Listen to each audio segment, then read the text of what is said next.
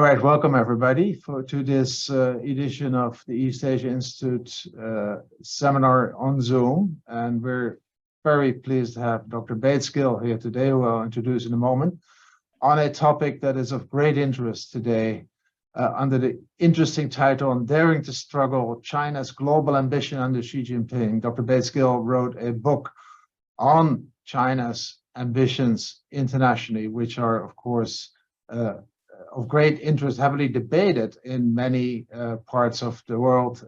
And I think Dr. Bates' book has been a great contribution to this debate, in that he tried to first systematize the expressed desires of China, what they want to achieve internationally, but also bring it in a rather practical and factual matter, rather than some of the more partisan documents out there. So we're very pleased to have Dr. Bates Gill here today with us to talk about this book. And he is a very distinguished scholar on China and international relations. Dr. Bates Gill currently is the executive director of the Asia Society Policy Institute Center for China Analysis, a new center under the Asia Society Policy Institute. He was a professor and chair of the Department of Security Studies and Criminology at the Macquarie University in Sydney, and also a scholar in residence with the Asia Society in Australia. He was also the director of the SIPRI, the Stockholm International Peace Research Institute, a very renowned institute that looks at international peace and the conditions that make that work. And he was also the Freeman Chair in China Studies at the Center for Strategic and International Studies. So no exaggeration that we have a very distinguished speaker today. He's also the author of, or the editor of 9 books on China, so this is definitely not his first. And he is, for many years, for many decades, I should say, he has been working on China, in China, with China on a whole range of issues. He received his PhD in Foreign Affairs at the University of Virginia, and he also received the Royal Order of the Commander of the Polar Star. I don't think too many Americans have that, the highest award bestowed upon foreigners by the Swedish king. So with that, over to you, Dr. Bates Gill. Bert, thank you so much for this wonderful introduction. It's a real pleasure to see you again and to work with the East Asian Institute, an organization that is of global renown, thanks to your great leadership and to the great team you have working for you. It was a wonderful honor to be asked to be able to speak tonight. So thank you very, very much. And let me also extend my thank you and welcome to everyone there, either joining from Singapore or elsewhere around the world. I recognize that because I'm in New York, where it is a little bit after 8 p.m. at night, that means that you have to get up somewhat early, or early enough, in order to listen to this talk, when there might be other better things you could be doing with your morning. So I do appreciate the opportunity and appreciate your kindness in joining. Well, as Bert said, this book has just come out a few months ago with Oxford University Press. And it's an attempt to try and assess basically the first 10 years of Xi Jinping's leadership as it pertains to China's foreign policy, and to try to think about then what are the implications of what we know so far about Xi Jinping's approach to the world for the future. So it was a timely opportunity, I think. We came to the 10th anniversary of his leadership just a few months ago. We knew well ahead of time that it was going to be a considerable many more years that he would continue to be the leader. So I thought, a book like this was very important. I hadn't yet seen a book. There had been a couple of books that have been written about Xi Jinping's approach to foreign policy, but I hadn't yet seen a book, in English at least, that attempted first to synthesize and understand, to distill his overall, or the overall approach of China to the world under his leadership, and to think about the implications for it, but maybe more importantly, to do so in a way that wasn't overly academic, that could appeal to a broad audience, it's not intended, this book, to be for any particular government's consumption, the United States or Australian or Singaporean or Kazakh or any other. And try to do that in a way that would be accessible to persons not only who follow China closely and are looking for ways to make sense of the complexity that we all face when we try to understand what China's up to in the world, but also to a broader audience, people who are informed but maybe aren't China specialists, maybe have something they need to learn more about what China's doing, but to do it in a way that doesn't intimidate, either academically or through overly deep dives into the peculiarities and particularities of China. So that was my attempt. And so I do hope that if you get the chance, get out there and buy maybe a digital copy and have a quick read of it. I do hope that it's going to be something that people will find useful. But then I had another problem: how to then go about this distillation in a way that is going to be accessible. Now, some people like to approach this, by maybe each chapter is going to have something to do with a different country. So, one chapter will be on China's relations with Japan. Another chapter will be on China, Southeast Asia. Another chapter will be on China, India. Another chapter will be on US, China, et cetera, et cetera. I didn't want to go that way. And I didn't want to go the way, that maybe there'd be functional approach. One chapter on non-proliferation, one chapter on climate change, one chapter on other global governance issues, et cetera. So what I came up with was this approach. What I tried to do is think about what are the major priorities of China's foreign policy during the Xi Jinping era. And different scholars, different experts are going to come up with a different set of priorities. They'll come up with a different list.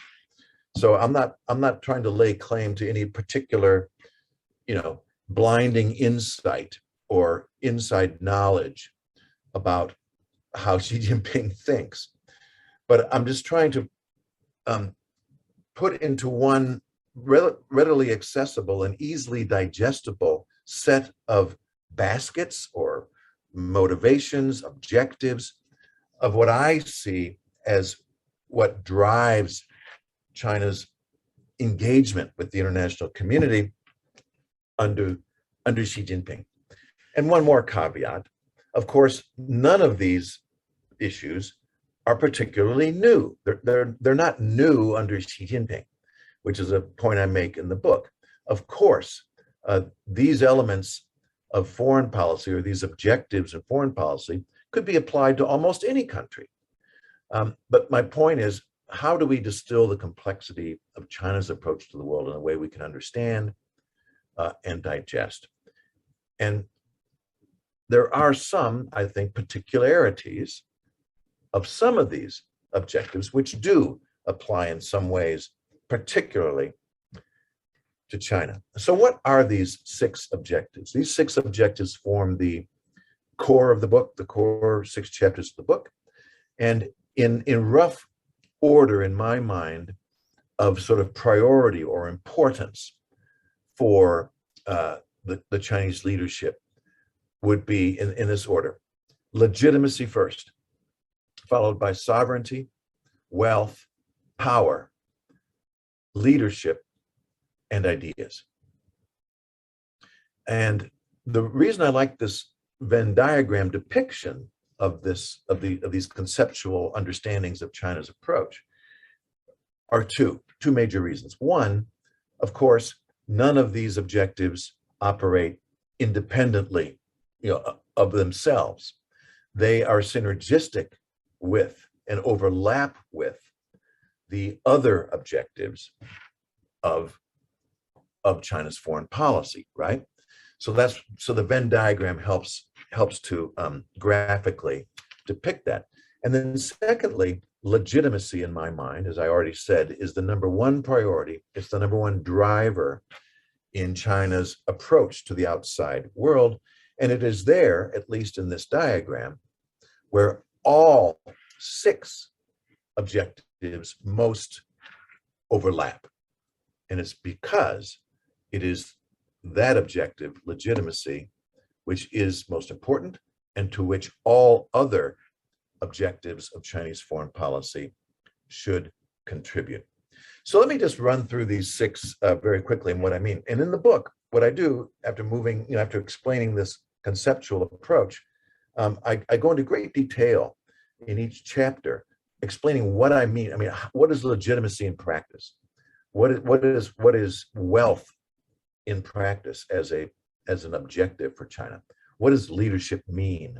And I try to populate the book with a lot of data, a lot of examples, a lot of factual support to show what I mean by these objectives. And at the end of the book, which we'll get to at the end of the talk here, is the so what question. What does this all mean? What can we expect going forward as Xi Jinping has now received his new mandate to continue as China's leader? And maybe even more importantly for the rest of us, what does it mean for the world? And how should we be responding? What can we do, especially with regard to the more unwelcome elements of China's pursuit of these objectives? So legitimacy. Spend a little time with this because I think this is really important. It's certainly important to me in the way I interpret China's approach to foreign policy, and I spend a lot of time on this in the book. What do I mean? What I mean, legitimacy means the maintenance and strengthening of the legitimacy and survival of the Chinese Communist Party.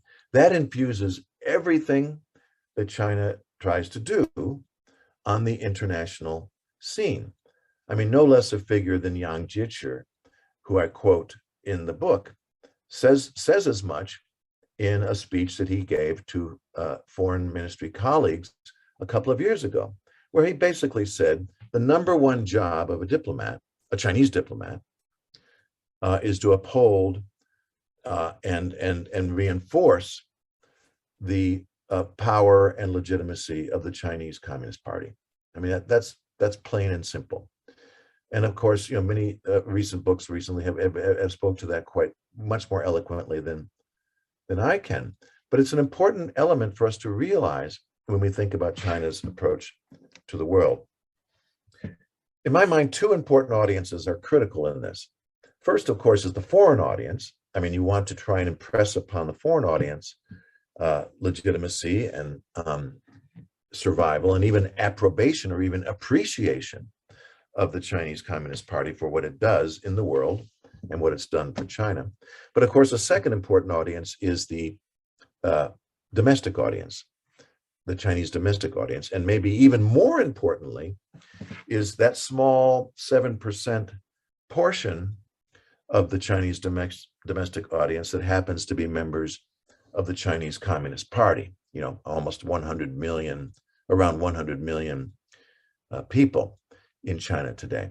So much of what China is doing externally needs to be focused on, or at least needs to be cognizant of the need to impress and maintain and bolster in the minds of those audiences the legitimacy and hopefully even more importantly, the appreciation for the role of the Chinese Communist Party. And I know if I'm speaking to a lot of China watchers out there, you know this very, very well. But to be quick and move forward, in the book I talk about how that's done internationally and at home through these 4 legitimacy narratives that I identify: the ideological, the aggrieved nationalist, the performance narrative, the cultural narrative, and all of these are infused in how China projects itself to the international community, but also importantly, how it projects its international activity to its own audiences at home. A lot of people have asked me, why do Chinese diplomats undertake this so-called wolf warrior approach to the international community? Isn't that diametrically opposed, or doesn't that contradict the job of a diplomat? If the job of the diplomat is to try and engage and create appreciation and bridges in the foreign communities in which they work. Well, the most important reason for that is because maybe sometimes the foreign audiences are not what matters. What matters is that those diplomats are saying and doing the right things with respect to that all-important domestic audience, the Chinese Communist Party, and upholding this notion of legitimacy for that party. I'm going to have to move on, but I'd love to talk about this more in our conversation. Second, sovereignty. And in the book, I don't talk about sovereignty in the sense of lines on a map, like who owns what. Although that's a very important element, and of course, I do give it some attention. But in the book, I'm trying to talk about sovereignty in a broader sense, the notion of strategic frontiers, gaining greater room for maneuver within the international community so that China can more effectively pursue its national interests. And just as in the case of legitimacy, and in the case of the remaining 5 objectives that I will talk about, China's very pursuit of these objectives creates tensions, creates challenges, creates friction with its neighbors, their interests, and in some cases, their values. And this is a common theme across China's foreign policy, especially under Xi Jinping. And maybe in the pursuit of sovereignty, that's maybe the most obvious, or one of the more obvious ways in which these frictions are generated, right? So in order to regain, quote unquote, China's rightful place in the world, to gain, quote unquote, China's lost territories, and to expand strategic frontiers, this means bumping up against the interests and values of other countries, not least territorially, but often that is the core element of this pursuit of sovereignty. And of course, we know the cases where this is the problem, right? With Japan in South China Sea, across the Taiwan Strait, across the Himalayan borders, and in some cases even beyond. But one point I try to make in the book is that China also has internally contested sovereignty problems that also have an impact on their international relationships. And we all know what those are. I mean, parts of China that very few countries in the world would dispute are Chinese. That is to say, a part of China belong on the map of China, but they are internally contested territories, right? Tibet, Xinjiang, Hong Kong, another example. And depending on your viewpoint as to the sovereignty of Taiwan, some would argue that Taiwan is an internally contested problem of sovereignty for China. So again, its pursuit of sovereignty, whether territorial or in terms of these larger strategic frontiers, creates all kinds of problems for China's external relationships.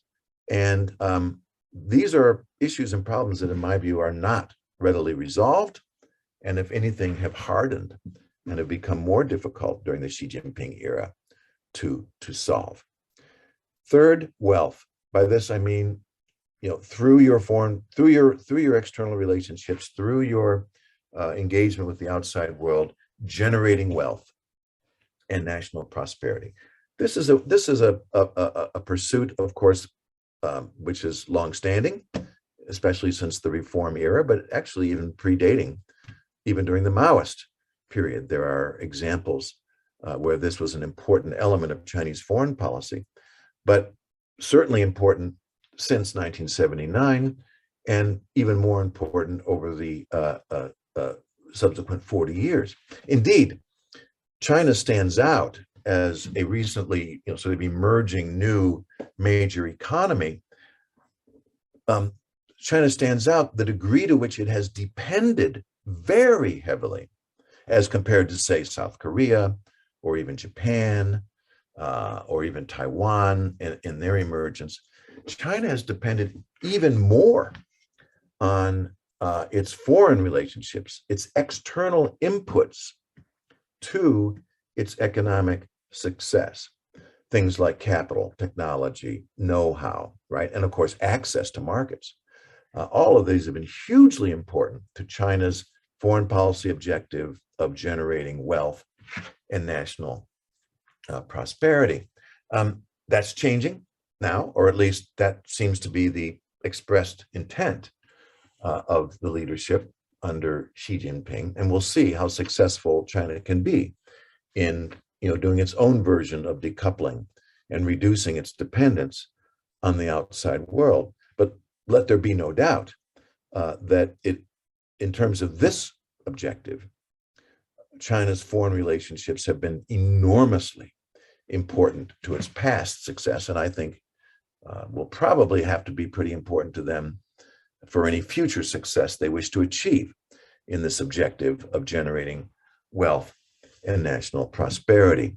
Now, just moving to the next major objective, I'll add that, of course, generating wealth and national prosperity as an aspect of foreign policy has had very important synergistic effect on this next objective, generating power.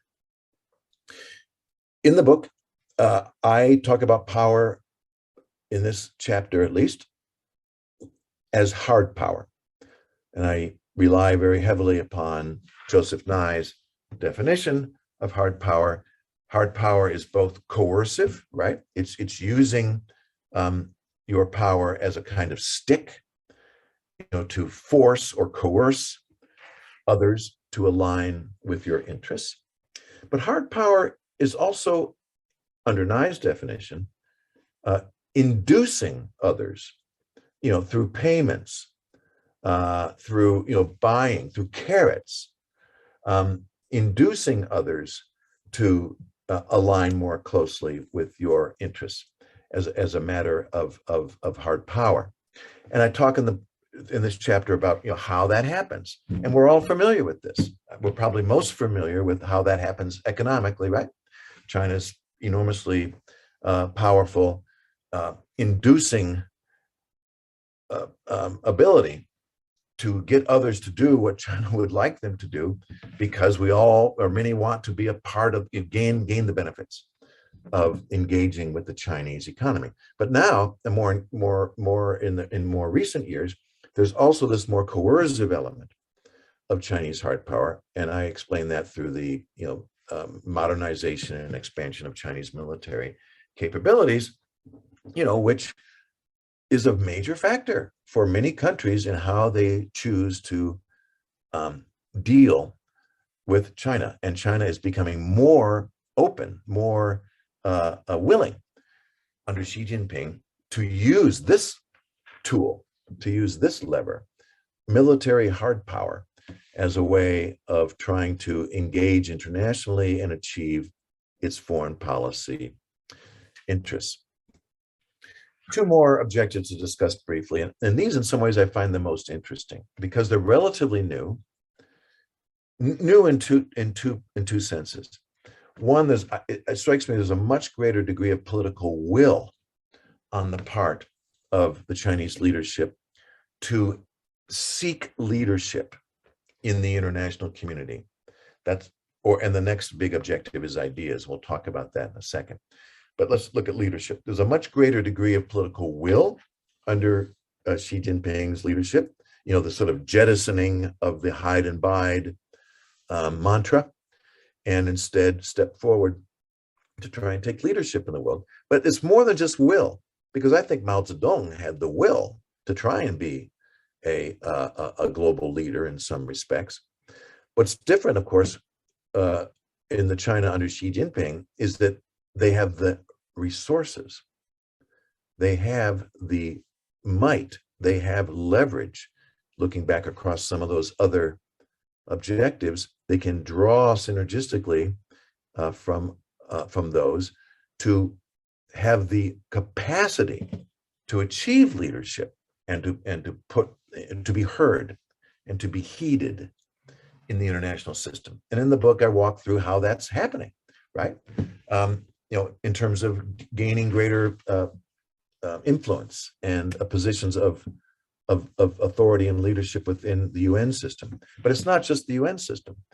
I talk about what I call Sinocentric multilateralism, which we see, all around the world.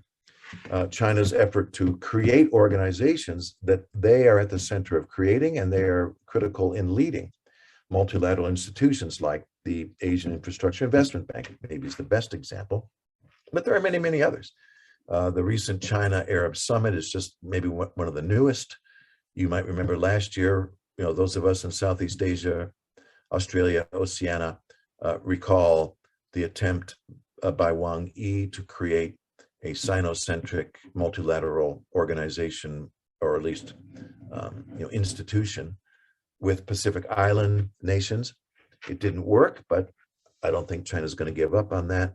There are many, many other examples, which I talk about in the book, of China taking charge, taking leadership, trying to create institutions that are more reflective of its own interests, or at least using those institutions to try and create alignment and appreciation, approbation, respect, legitimacy for the party and for China's role in the world. And lastly, knowing that I'm running out of time here, I talk in the book about the objective of ideas. And I had a hard time, to be honest, trying to define this as well as I could. What do I mean? I'm talking about promoting norms in the international system that are aligned with and conducive to the interests of the Chinese party state, right? And in this chapter, I talk a lot about how the party, especially institutions within the party, key organizations like the Propaganda Department, the United Front Work Department, the International Liaison Department, have been given the mandate and the resources to go out into the international community and promote ideas and norms and ways of thinking that are more conducive to the party's interests. And we know that Xi Jinping is invested in this. He has been very high profile and prominent in talking about how China has to tell its story well. Tell China's story well. And he seems quite fixated on the need for China to generate its own so-called international narrative power, right? 国际话语权, or some people define this or translate it as international discourse power. Anyway, what it means is taking control of the narrative, or trying to be more a part of the international discussion about how the world should work. What is and isn't a respectable form of governance? What is and isn't the right approach to resolving international security challenges? What is and isn't the proper approach to stabilizing the global political economy, and so on? This is really important. This is not just idle rhetoric. I believe that the leadership in China takes this very, very seriously and is looking forward, actually, to a debate on the international stage, a debate that I think they believe they can win. And in the book, I talk again in detail about how this gets expressed in real Chinese foreign policy undertakings, real Chinese foreign policy engagements in the international community. One of which I think is quite interesting is the idea of a 中国方案, the idea of a Chinese model. There is wisdom, is another way of translating this. There is wisdom to be had from China's experience that under the Chinese Communist Party that could be applied internationally and could be more appealing, more favorable, a better way forward for countries, particularly in the developing world, compared to the model which the United States and other Western or Western-leaning liberal economic democratic states have tried to put forward in the past. So those are the 6 key objectives. I've tried to populate those circles. I've tried to show how they intersect with one another, how they overlap and synergize with each other. And it's just a construct to try and put a lot of this complexity into something that's digestible. So what's going to happen? I'm not very optimistic. I'll be very honest about that. I mean, I think we can point to lots of contradictions. We can point to increased confrontation and tension that's being generated between China and many of its key neighbors. And we see that public opinion in the world, at least across many, many countries, if not turning downwards steeply, at least is not certainly improving very much. I think you could make an argument, and I'd love to be challenged on this. You could make an argument that in the 10 years of Xi Jinping's leadership, China hasn't exactly improved its relationships with most major powers in the world, maybe with the exception of Russia. But of course, that's a different set of questions we can discuss as well.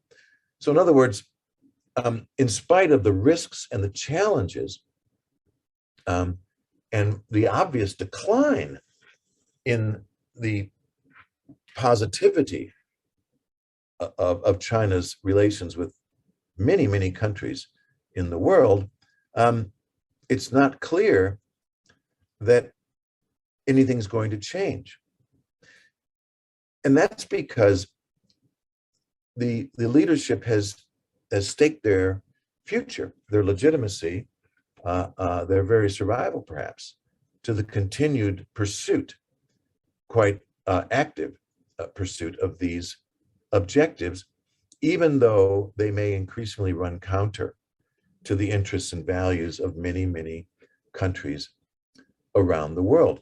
It seems to me a calculation has been made that in spite of the risks, the risk of not pursuing this framework or not pursuing these objectives forcefully is greater than the risks that will be entailed in pursuing them. So having staked their future, to this long-held hope of the goal for national rejuvenation, and having put in place a sort of strategy or framework for pursuing these objectives within the international community, I think the PRC leadership, in spite of the risks, in spite of the obvious downturn in many of its relationships internationally, the leadership is determined to double down. And as I say in the title of the book, they are going to dare to struggle, right? Ganyu dojang, and continue in this quest for these objectives: legitimacy, sovereignty, wealth, power, leadership, and ideas. Now, it's possible that you could envision a scenario. It's difficult, but you could envision a scenario where the pursuit of these objectives could lead to a China that is, yes, more prosperous, yes, more stable and confident internally, possibly more just as a society, and possibly even resolved to peacefully settle many of its increasingly difficult regional and global difficulties. But I am not optimistic about that. I think that PRC leaders long ago, under Xi Jinping in particular, reached the conclusion, as have many world leaders elsewhere, that those sorts of positive outcomes for China's future are unlikely, and that both sides increasingly understand. It's certainly true from Xi Jinping's own language, that a long struggle lies ahead over what China seeks to achieve in the world. So what does that mean for us? And I'll conclude here.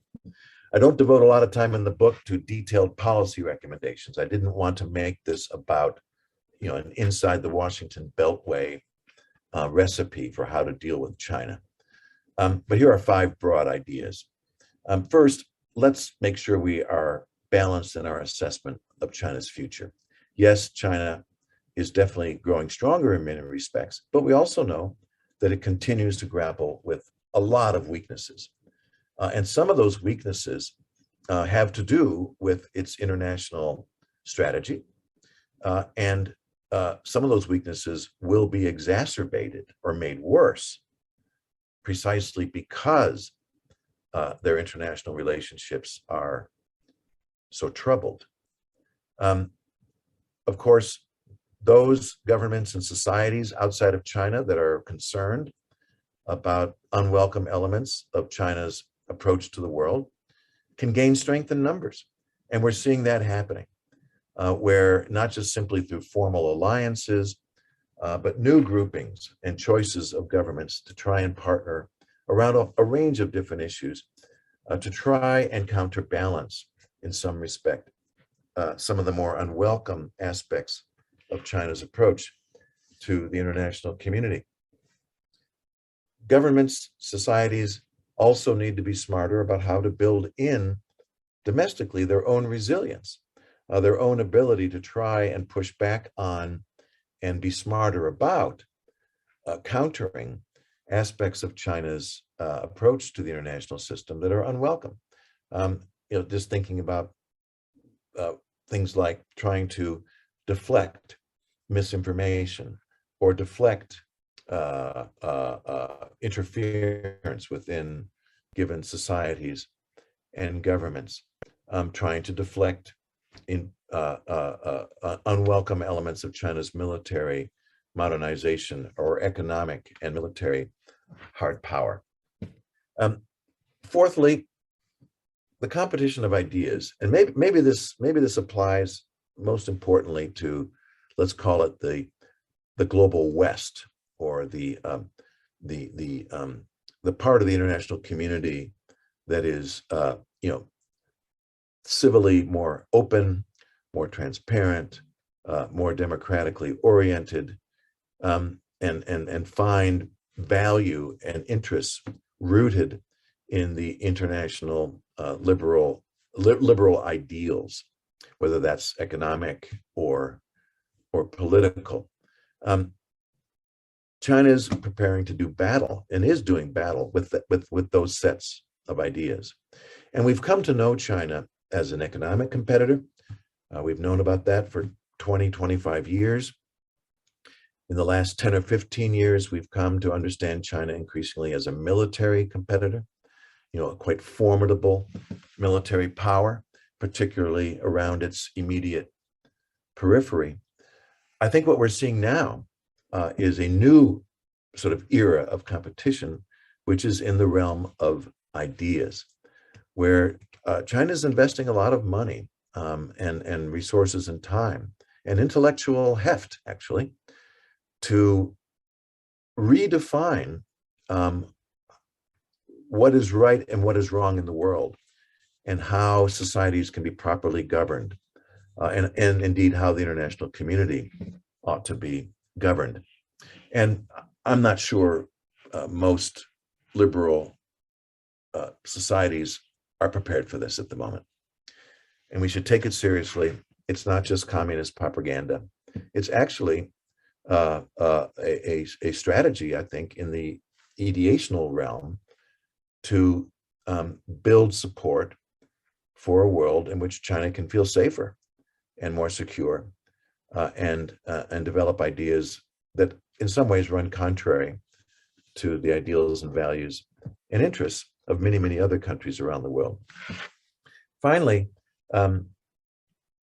while my talk probably has been a bit pessimistic about what we can expect in terms of our relationship with China, I'm not giving up. I think that there is much, much work that can be done to cooperate with China, to find ways that we understand common ground, common interests.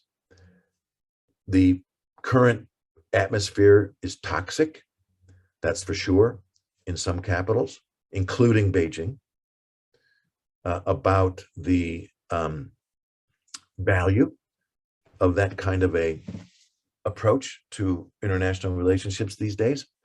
But of course, if we're serious about solving some problems internationally, we're going to have to work together to do it. We're going to have to make sure that major powers are aligned and trying to work together, whether that has to do with climate, food security, making sure we do a better job, much better job when the next pandemic comes, non-proliferation. The list is long. The problems the world face are enormous. And we're not going to get it done if we don't work with China, that's for sure. So that was a sort of 5-point policy approach, what we might do given China's global ambitions under Xi Jinping. And I will stop there. Thanks, Bert, and thanks, Jiwei. Well, thank you very much, Dr. Gill. This was a fantastically clear presentation, which I'm sure will generate a lot of debate in the coming time that we have. If you'd like to ask a question, please use your raised hand function, and please also switch on your camera if you want. And I already see one question, but I take the privilege of the chair to ask the first question. And you mentioned the topic of leadership. I know your book says, look, these are the elements of legitimacy, of sovereignty, of wealth and power. They have been in China around for a very long time.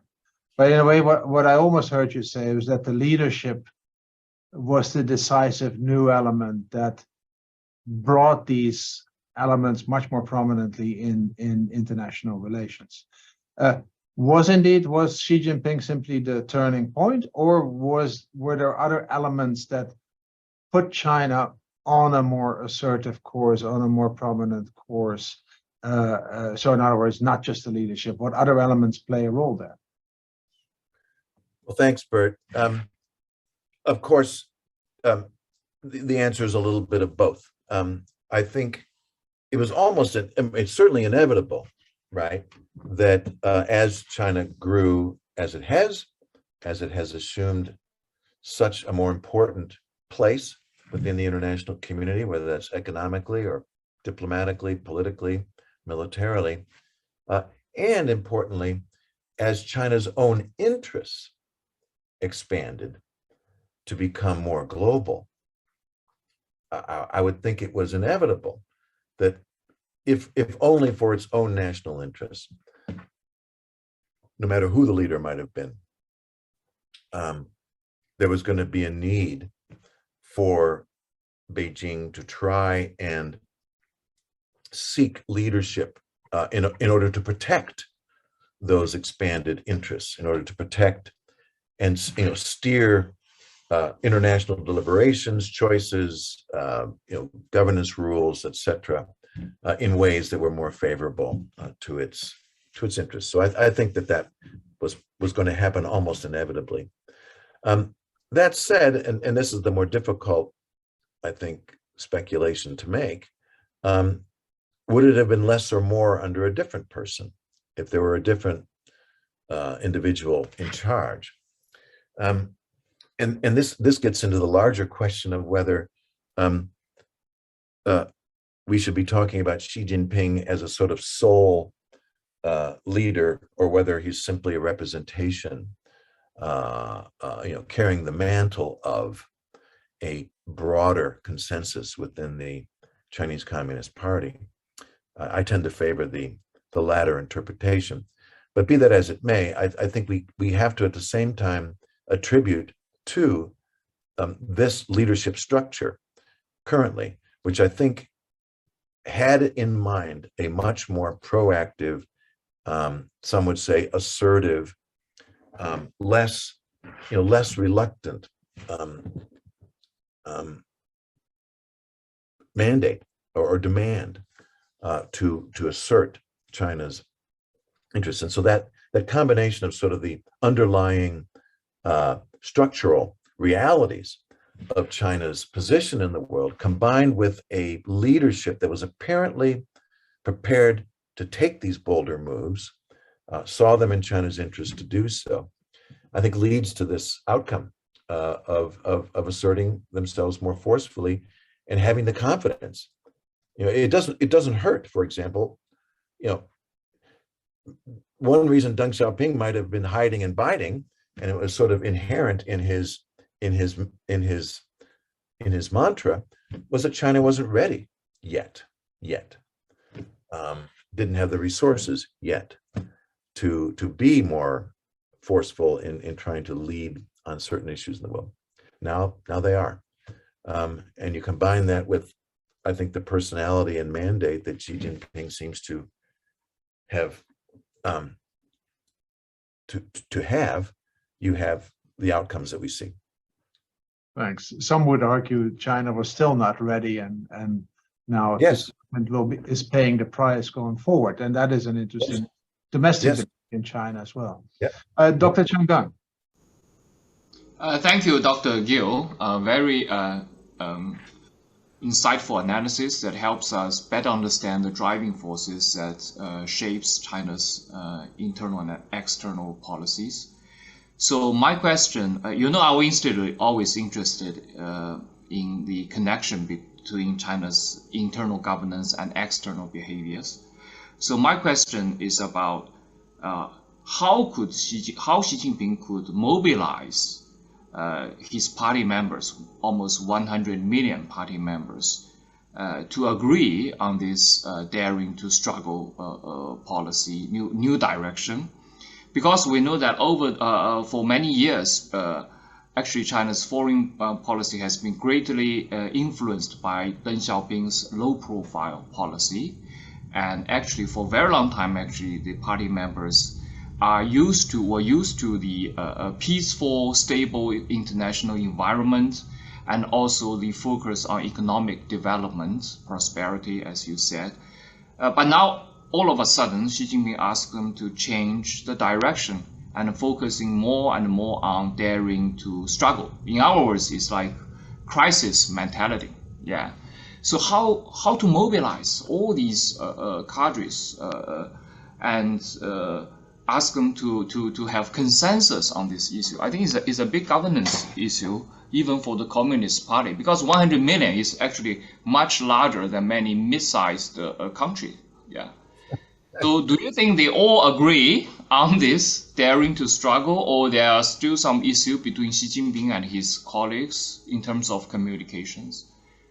I'm so glad that you added that last codicil to your question, because that was going to be the first part of my response, was that let's not assume that all 100 million are in lockstep with this approach.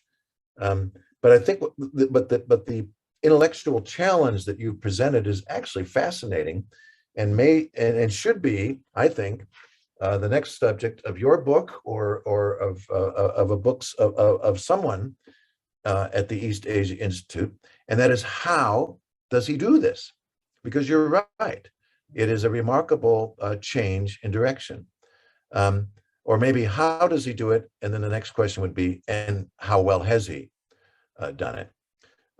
So I agree with you that, I think, I guess the answer to how is, well, let's face it, he has a lot of instruments of coercion and hard power of his own, and he's exercised them. And I think that's one way to make sure, at least on the surface, or at least as the system is prepared to tell the story, there's a lot of support. And clearly this policy direction, I don't see there's no obvious resistance to it, not really. Maybe you folks are watching this a lot more carefully, I'm sure, and you can correct me on that. But there's no obvious or significant internal struggle that I can see. Although I know that there is some, and I'm sure there's some skepticism and resistance.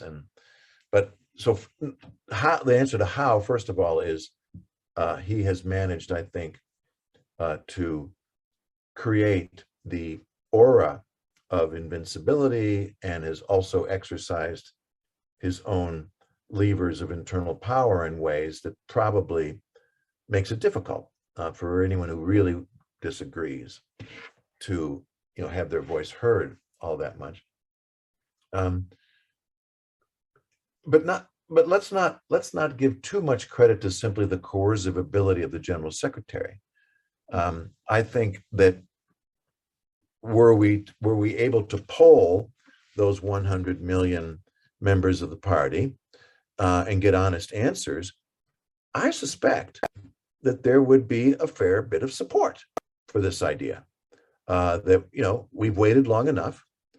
We have the resources. We have serious grievances. They are of a core value to our future.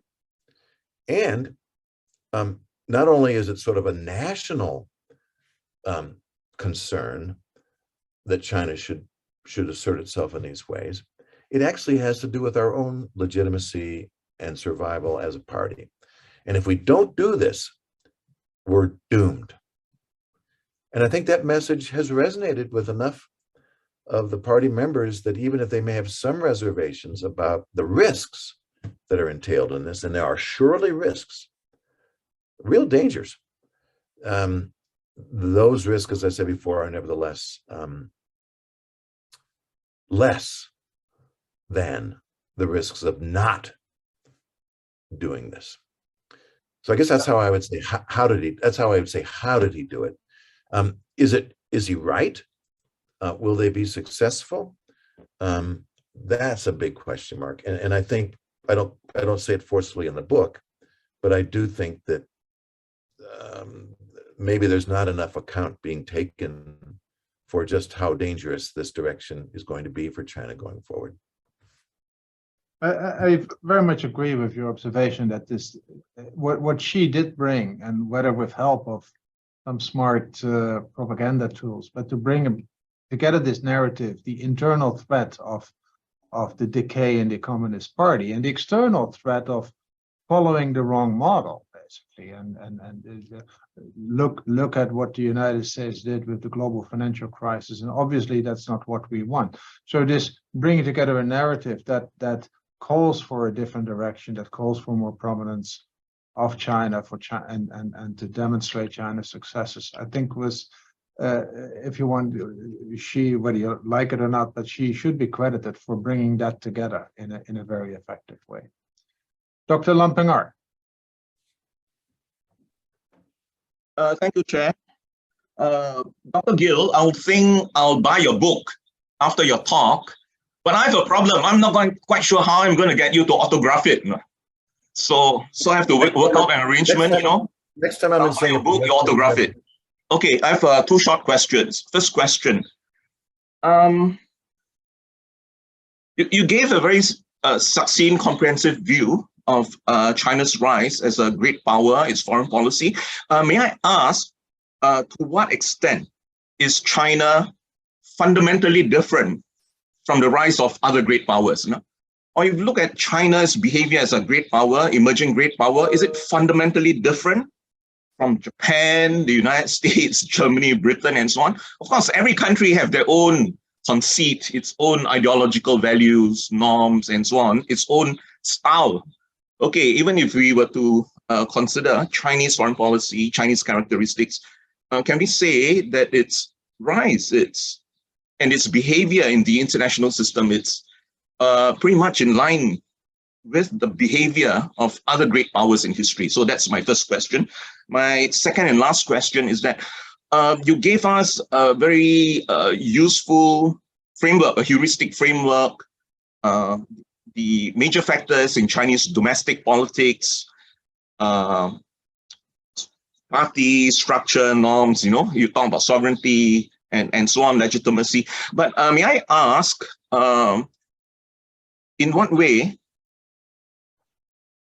in the years ahead, do you think the international system, the external structures the pushback from the US and its allies, emergence of AUKUS, Quad, and so on, and other countries who do not want, like Singapore and ASEAN countries, we don't want to tilt towards China or the US and its allies. So we want to have our own third path, So what you gave us was something very, very useful, the domestic sources of Chinese foreign policy. But what about the external structures?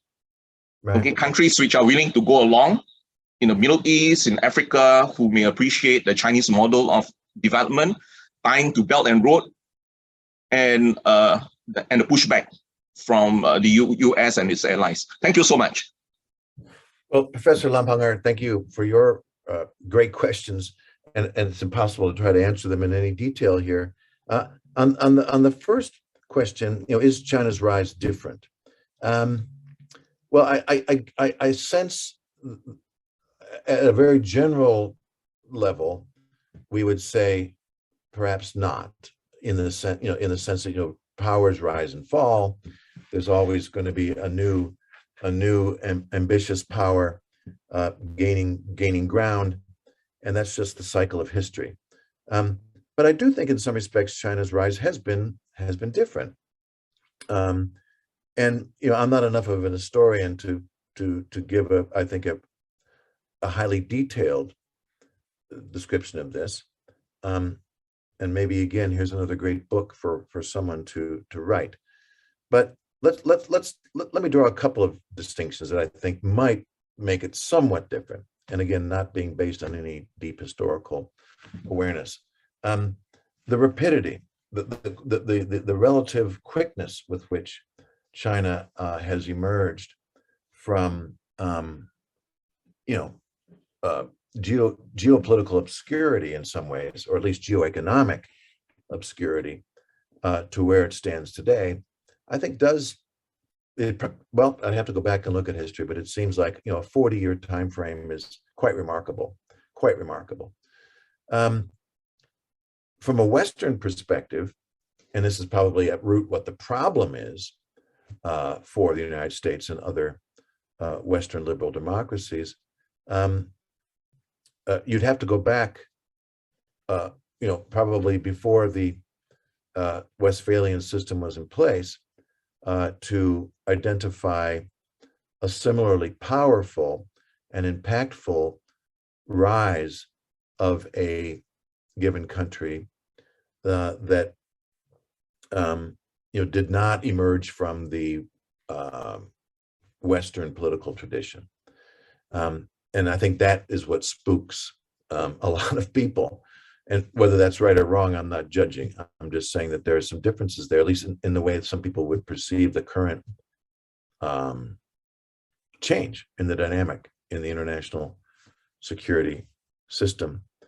It'd be also interesting to try and understand the degree to which China's rise was so heavily dependent upon its international relationships, upon, as I was talking about earlier in the talk, about its engagement in the international community to be the guarantor for the very foundation of its rise. And again, not being a good enough historian, I don't know how that might compare or contrast. But for me, at least, as a simple international relations scholar, those elements of China's rise I find quite interesting and different, or at least of a nature that I think contributes to some of the tension and contradiction, I think, that we're now grappling with in how to address China's rise.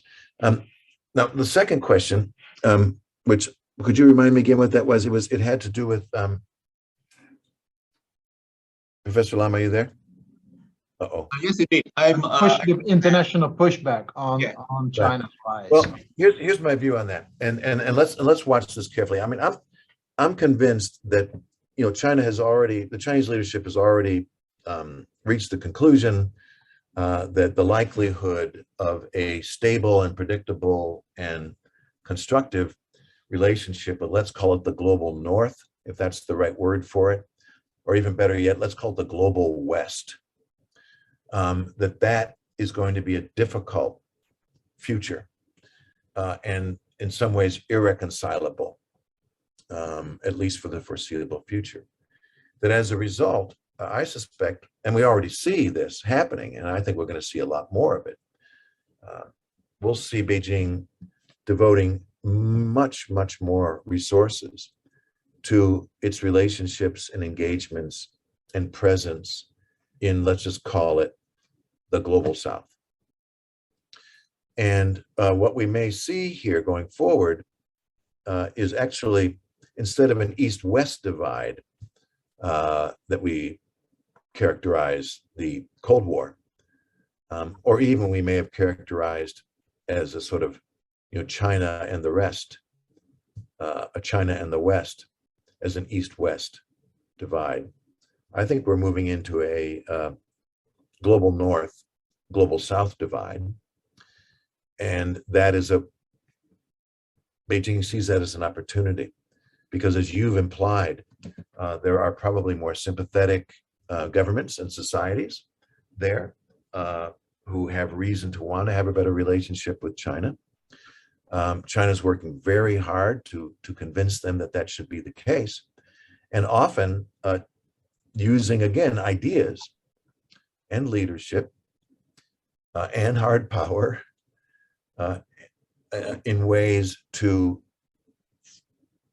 convince those societies and governments that lining up with China and working with China is going to be much, much better for their future, particularly given the baggage, historical baggage, and animosities that exist between the global South and the global West, if that's the right word.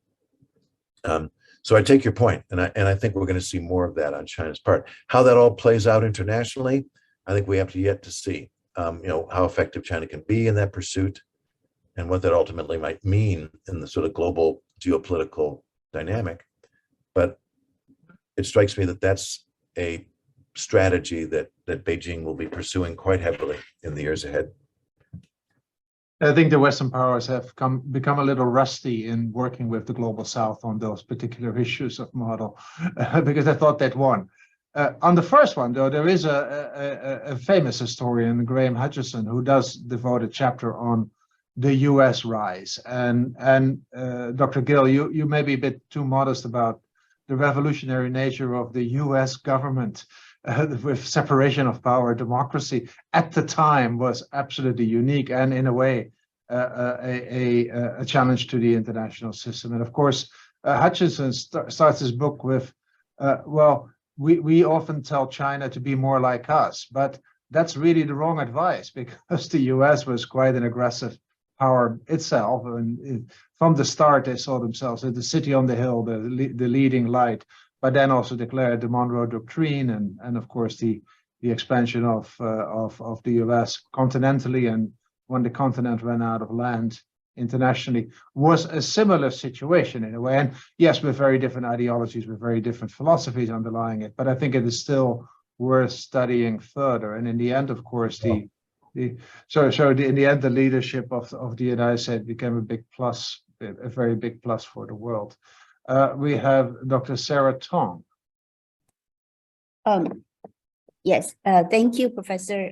Very insightful. I have also two quick questions.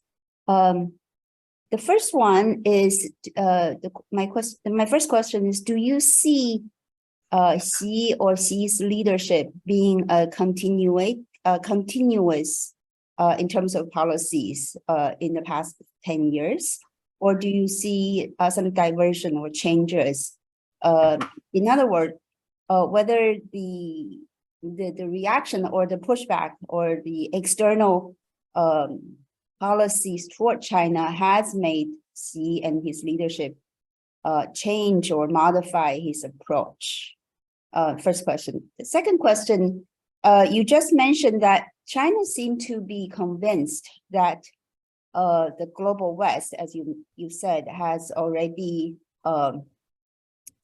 determined that the global West will be in a certain behavior. My question is the so-called global West see the same from China?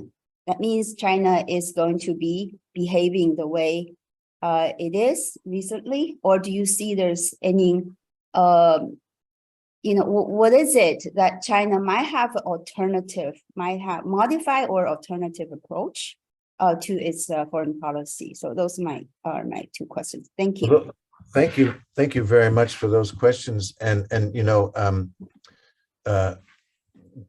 they're related, aren't they? I mean, I think we can talk about them under the same umbrella. Basically, the question is change or continuity in Xi Jinping's approach, and how will that then affect its international relationships? Well, the book is pretty clear on this. It's continuity, and my fundamental argument in support of that, at least as long as Xi Jinping is the leader, and he retains the support that he apparently seems to have for his leadership, is that they have staked their claim to leadership more and more forcefully around this approach of a more assertive, more forward-leaning, more insistent on gaining respect, and not just respect, but concretely gaining those core interests that represent for the leadership the respect that they want and feel they deserve, like making sure that Taiwan is not or even be able to reassert authority over Taiwan and elsewhere. So I see more continuity. What we may be seeing right now, maybe because of some chastening moments over the past year. I mean, 2022 has not been a great year for the Chinese political leadership, either internally or externally.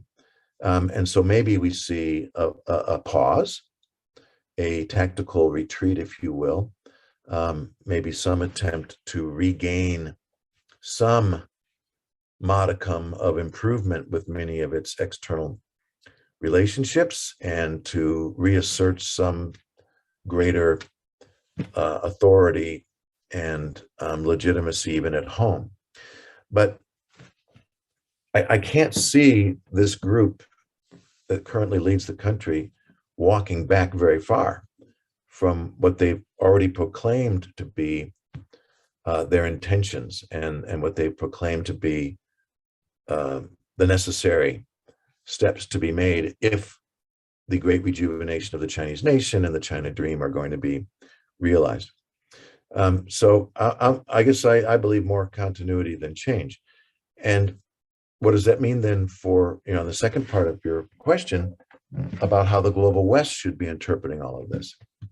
Well, I suppose there's a lot of wishful thinking and hopefulness, and maybe there's something to that. Maybe the so-called sixth generation, or the generation of leadership which had much, or I should say the future generation of leadership, who in their youth had much more exposure to the outside world, spent a lot of time in the West, educated there, children living there, attributes that Xi Jinping has very little of, other than his daughter having spent some time at Harvard. But he himself, zero international exposure, very little formal higher education, very little exposure to Western ideas, Western thinking, outside world. Maybe some future generation could be more interested in a more stable relationship, finding ways to seek common ground and be less paranoid about the world, maybe. But if Xi Jinping's around for 10 more years or more as the paramount leader, that basically means the sixth generation will never achieve, all powerful leadership at the pinnacle of the pyramid. So now what are we waiting for? The seventh, right? So if I were advising Western governments, my advice would be, as much as we want to have a more stable and cooperative and collaborative relationship, this is going to be very difficult, and we need to understand that. And we should at least prepare ourselves for that, as long as Xi Jinping is in the apparent power position that he is. And I don't say that with any satisfaction. I think it's not a good thing for China, and it's not a good thing for the world, but it's what we have. All right, Dr. Srinivas. Thank you, Dr. Gill. It's a fascinating presentation. Two questions. Seems like everybody's asking you two questions, so I'll continue that. First one, you had mentioned in your talk that you looking ahead, and you've just mentioned the continuity theme again. You weren't very optimistic, but then you always hope for the best. So if there were 2 or 3 things that you would like to see that would mark a change, what would those 2 or 3 things be? So that would be question number 1. And number 2, and I'm picking up on Bert's comment a while ago on something that you said. You had mentioned that China now felt ready, in a sense, to take on the world, if I may use that phrase, whereas they weren't some time ago. And therefore, the attitude and the approach that we see, at least from I'm an economist. I mean, from an economist's perspective, I would argue that probably it was a little bit too early. Another 5 or 10 years of the, same, of what China had been doing, and China would have needed the rest of the world a lot less than it still needs today. So therefore, it would have been in a much stronger negotiating position all around in some form. Any reaction to that? Oh, that's fantastic points, and interesting, because we're getting into the realm of having to really apply our analytical skills in somewhat speculative ways, but that's the business we're in. So that's great questions. A change. I mean, I think if somehow Xi Jinping could be convinced that the world is actually not out to get him, he seems to have a worldview which, well, in some ways it's very Maoist. It divides the world into camps, and purports that there is a almost existential struggle to be had internationally, and of course has jettisoned all the ideas of, that the sort of a more liberal economic or liberal international political conception would want to favor, that believes that cooperation and common interest and so on can alleviate a lot of the natural geopolitical tensions and at least stabilize things. It seems to me that that's just not the way this man thinks about the world, and that'd be a huge change if something, either in terms of a change of leadership, or even more unlikely, a change of mind could occur. More realistically, though, and maybe pragmatically possible, would be to try and dampen what have become extremely toxic and increasingly dangerous actions in the immediate periphery around China, that I think does not serve China's interests ultimately, and could turn out to be very, very dangerous, especially if a bad mistake is made. And I'm thinking here of, the huge upswing in military activity across the Taiwan Strait. It seems also that there's an increase in the pace and risk-taking of Chinese encounters with foreign militaries that are operating in international airspace and international waters. If there would be some way to, just diffuse that, maybe let's not blame Xi Jinping about this. I mean, maybe what we're seeing here is something of a repeat of what we saw at that resulted in the Hainan Island crisis of April 2001, where there's a fair bit of evidence that the PLA was actually operating in some ways, not exactly independently, but maybe more forcefully and more aggressively than what the political leadership would have preferred. Maybe the balloon incident is another example of that. So I guess my general point is, can we bring down the temperature that we see right now? And of course, China's not the only one to blame here, but you asked me, what could China do? That would be great. It would be a big difference. I loved your question about, did China sort of misjudge when its peak economic performance might be to then exercise greatest leverage? I think that's a fantastic question. And, I guess as much as we can claim to understand what's going on in the Chinese economy, I think you're right. There's still some growth to go. I mean, everyone says that China has peaked. I'm not so sure about that. I mean, will it have 9% growth again? No, it won't. Is its population shrinking? Yes, it is. But that doesn't mean that China's not still growing. It is. It's still growing economically, just at a slower pace. That's all. And of course, at least according to some studies, it's making real headway in terms of certain technologies and other elements of a powerful economy.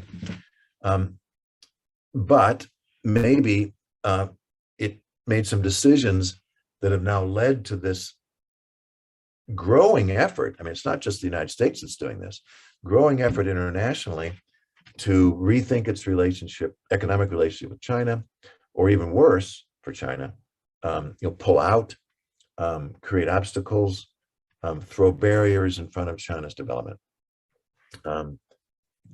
So maybe a little more hide and bide would have served them well. But once you unhide, it's hard to start hiding again. All right, we're almost out of time, and Dr. Gill has given us a lot of his energy. We have two more hands up. So Chen Jiwei and Qinong Tao, very brief, quick questions. Thank you. And I will interrupt if you don't make it brief and quick. Jiwei, please. So my question is about power transition. So the third party, usually, the third party will play a role to make sure the power transition, whether a third party is relevant in the power transition. Like previously, we thought Russia could be one major third party, or EU could be one third party. So I don't know whether from China's foreign policy making point of view, whether those policy makers take into account of this third party in China's rise, and do you see any new development in this regard? Thank you. And Qinong Tao. Yeah, thank you. My question is, among those 6 drivers that Beijing is working on, which one Beijing has done most successfully, and which one Beijing has done least successfully, and why? Thank you. Wow. Well, thanks both to Professor Qi and Professor Chen for those great questions. I'll try to be brief. And I realize, Bert, you were you're admonishing the questioners, whereas the answerer was also being too long-winded in Not his at all. The answer has all the liberty that they have.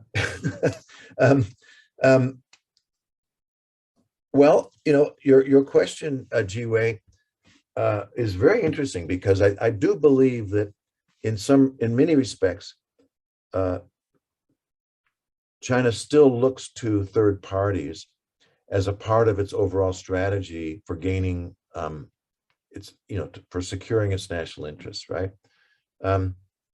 Maybe the most recent example is obviously what appears to be its intention to remain close to Russia, that can, across many, many different elements of what remains of Russian power, whether that's just as a troublemaker or as a representative of certain ideas and approaches to the international system, or in more tangible ways as a resource provider, technology provider.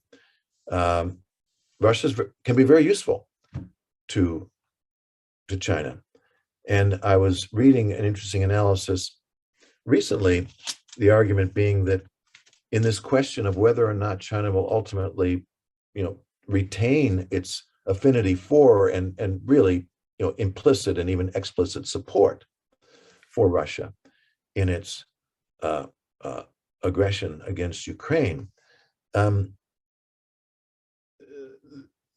of the most important reasons for doing so is what Russia represents sort of globally as resisting the West, right? And if Ukraine prevails in this, if the West and Ukraine prevails in this in some way, or wins the war, whatever that might mean, but if that's what the global perception is, that's a blow, both to Russia, obviously, but I think also a blow to China, and its sort of international, what it's hoped for international stature, what it's trying to stand for in partnership with Russia about governance, about respect, and about legitimacy, ultimately.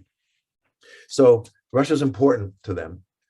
So too, I would say, as I've tried to make a very poor argument earlier, I believe that we're going to see more in the way of an effort to cultivate and strategize and build relationships in the global South as a kind of third party, and especially certain countries within the global South, Iran maybe being a major one, Saudi Arabia perhaps another one, who can be very helpful in China's effort to try and gain traction, gain validity, gain political, diplomatic, and ideational power in the international community. So you're absolutely right. I take it you're doing some work on the role of third parties in power transitions, and so I think you're onto something. Professor Qi, you were asking about the where most successful and least. Well, this won't surprise anyone. I think economic hard power is still. This may change, and I talk about that in the book, that this element of China's hard power is now facing some real headwinds. But surely over the last 30 years, and maybe most importantly over the last 15 or 10, economic hard power has been China's most powerful tool in its foreign policy toolkit. And remember, hard power is not only coercion. Hard power is the ability to attract or induce others, by others' favor, to more closely align. And of course, that's all. I mean, at least in the last 20 or 30 years, that's been China's most powerful instrument. And by and large, they've used it pretty well, right? The fact that even in the darkest days of U.S.-China relations since, well, wow, you'd have to go back to the Korean War almost. U.S.-China trade is at all record highs. The fact that even in the darkest days of Australia-China relations, even during the COVID period, trade continued to rise, is just an indicator of just how powerful and attractive and valued that element of China's foreign policy toolkit, China's economy and its pursuit of wealth and how that benefits others can be. Worst, I think it, maybe under Xi Jinping at least, I think they're misplaying the sovereignty card.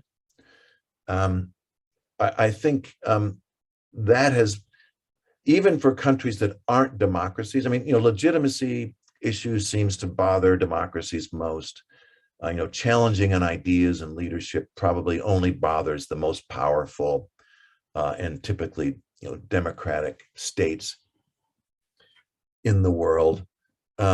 We just mentioned how, economic pursuits bring benefit.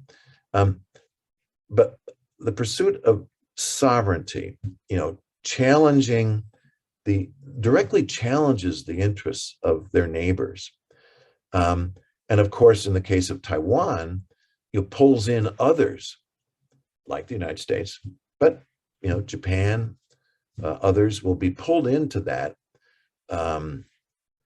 confrontation if and as China chooses to pursue it. I think they've misplayed it.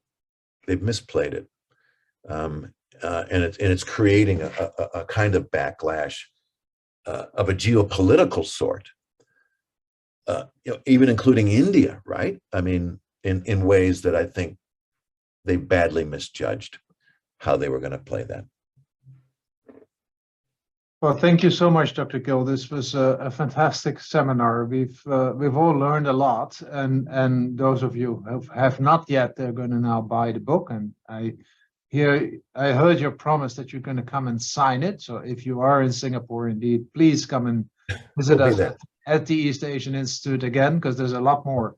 There's a lot more to explore. But what we will take from this is the drivers of legitimacy, ideas, leadership, sovereignty, power, and wealth that determine China's action, and that we are actually in a very difficult spot in the world at this point. Because my most recent view on the other side of the Pacific was the first meeting of the Select Committee on China of the new House, and that was a fairly depressing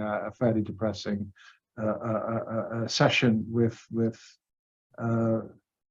all representatives trying to outdo themselves on how anti-China they were. So the new ideas are very much needed in this space, and you've brought us new ideas on how to think about China's actions and how potentially we can find areas of engagement as well as areas where we should guard. Thank you so much. Thank you very much, everyone. It's been a pleasure. Thank you all for joining.